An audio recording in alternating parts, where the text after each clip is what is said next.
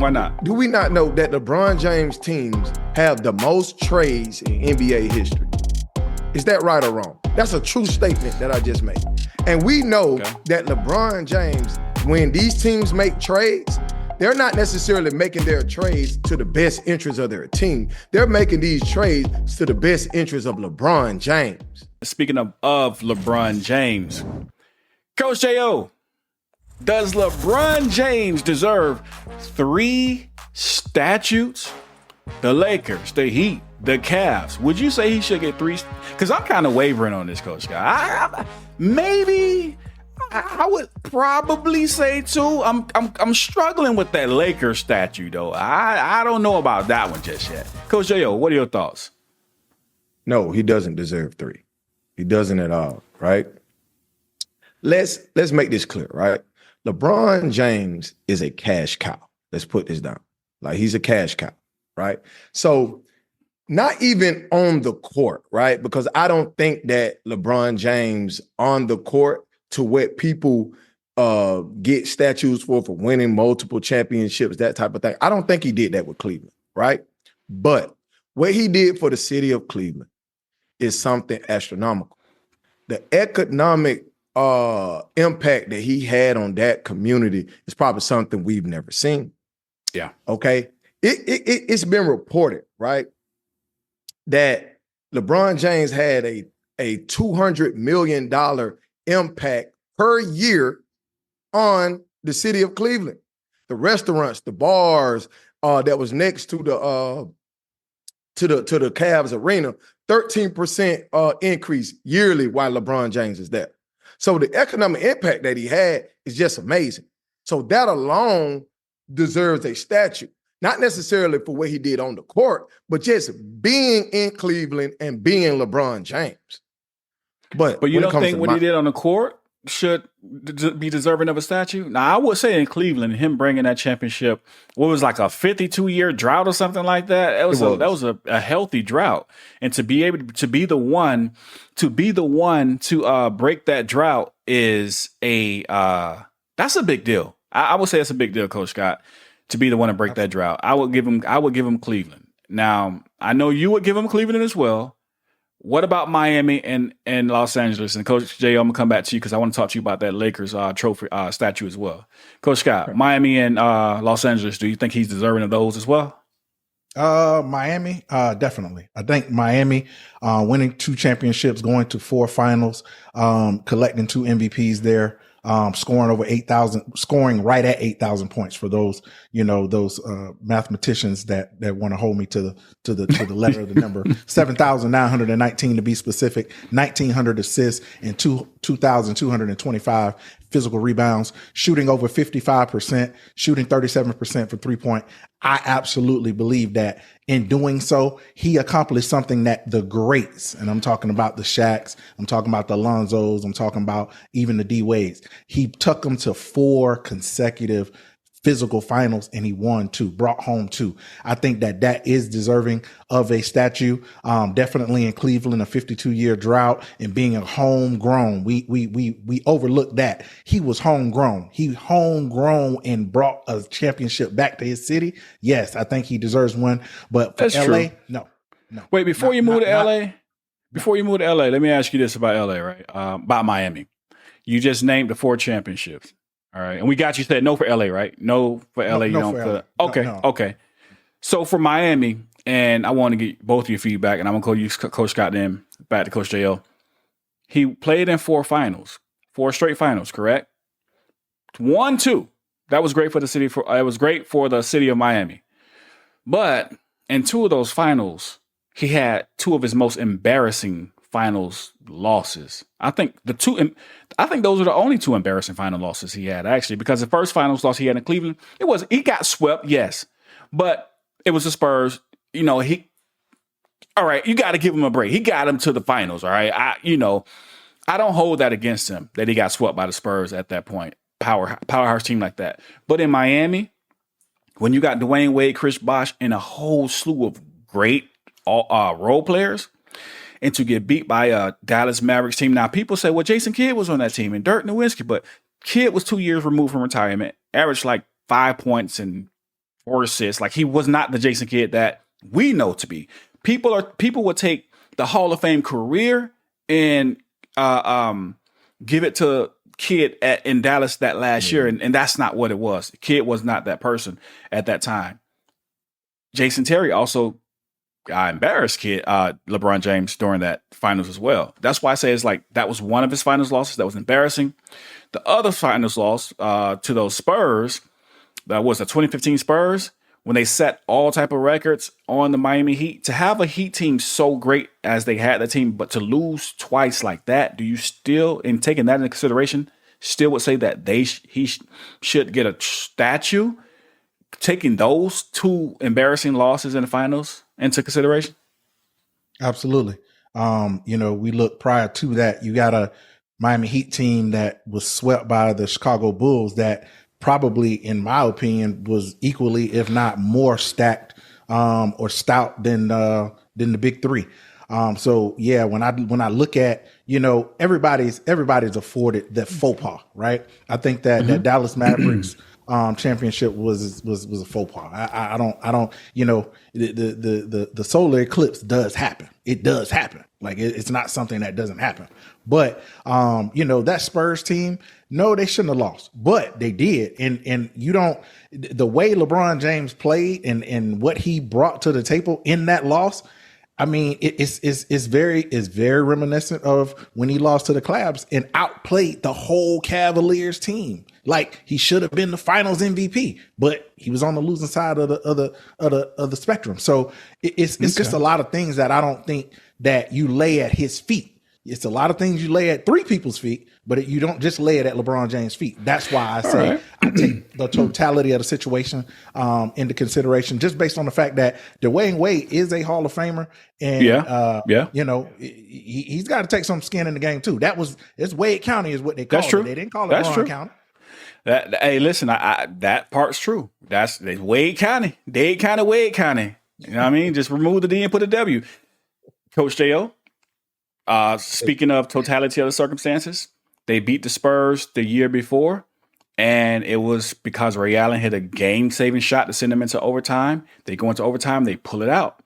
I remember that series, watching that series, I thought it was over. They were willing the trophies and everything out. It was over. Yep. And then, they go into overtime, and I remember the next year they interviewed Tim Duncan. I will always remember this. They was like, if you guys get back to the finals, which they were projected to do, what team would you like to see? And Tim Duncan, with all respectful, tone, we would love to see Miami again because we think we could have won it.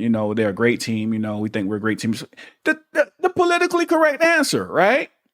They asked LeBron James, be careful what you wish for. I remember that. Coach Scott, I know you remember that. And so I was like, okay, so when the finals came around, the Spurs showed up. They showed out, including that Dallas Mavericks game finals. With that, would you say LeBron is still deserving of a statue in Miami? No, he's not deserving of a statue in Miami. I'm going to tell you why. Even Pat Riley knows this, okay? Loyalty has to be rewarded. And we all know throughout LeBron James' career, loyalty is not something that that's at the top of his character list. It's just not, right? He's not a loyal man when it comes to the teams. He's not, okay? LeBron James is dedicated to LeBron James' interests. It's cool. It is what it is, right? I'm not tripping about that. That's just a fact, and that's proven. All right? June 19, 2014, after the Spurs wiped out the Miami Heat out the court by a record deficit margin, NBA record deficit margin, Pat Riley, quote, "You have to stay together if you have the guts and don't find the first door and run out of it." Who you think he was talking to, Coach Scott? Who do you think he was talking to? Do you not understand this? Who do you think he was talking to? He was talking to LeBron James. That's who he was talking to. Okay? You were asking a question. Did you want me to respond, or you was going to answer for me? I was asking. Hey, listen. That's who he was talking to. Okay? And who ran? Wanted to answer for me. Who ran from the grind? Who, like, think about this. This is not a Miami Heat team that was on the floor. This is a Miami Heat team that just was in the championship. Why run? Why run from the grind? Listen, he wasn't running from the grind. And here's the biggest thing that this is what I love about LeBron James. One, in his career, he's always taken control and not played I'll make it plain. He hadn't played the monkey on the string. In Cleveland, he played through his contract. He was able to leave. He left. In Miami, he played through his contract and he left. He left the way he was supposed to leave. He played through his contracts, and it's a GM's job. It's a president's job. It's an owner's job to try to keep the best players in situations where they stay together the longest. That's their job. And yes, if I was an educated person like I am, I would leverage the conversation that way as well. The easy thing to do is not run. I would position it that way as well. But we all know, we know better. We know better. We've seen better. And that's what he did. He saw better and he went and got better and he did better because he won another championship. You made the statement, Coach. You made a statement, Coach, that he left the right way. We all know that LeBron James and Dwayne Wade are best friends. So if you are best friends, why did your best friend not know that you were signing with the Cleveland Cavaliers? Why did he have to hear that from other places? He flew his best friend on a plane and told him. Okay. He flew his best friend flew him out on a plane and told him. Again. He didn't do it like Kevin Durant did. He didn't do like Kevin Durant did Westbrook. He didn't do him like that. I will say this. Hold on. I will say this. Let me get in here. That's true. He didn't do him like Westbrook did him. But he did. Dwayne Wade did find out a little late. But I will say this though. I will agree with Coach Scott that LeBron James did lead. That's one thing I do really like about LeBron James, because the NBA teams will, they will squeeze all the juice they can out of you and throw you away when you're done. And he flipped the script and he started doing it to the NBA teams. I am not mad at LeBron for that one. Get your money, OG. Get your money. I'm with you on that. Now, what I didn't like was that whole decision. It was a horrible decision. The Miami thing, I think that's going to hunt him forever. But that stuff like that, I think it was kind of, off. But I got to agree with Coach Scott. He played throughout his contract. Now, if you want to talk about teammates and should have told his team and all that, that's another discussion. Business wise, I think he did what he had to do to make sure he's a successful businessman. That's not true, though, Abaya. That's not true. Why not? Do we not know that LeBron James teams have the most trades in NBA history?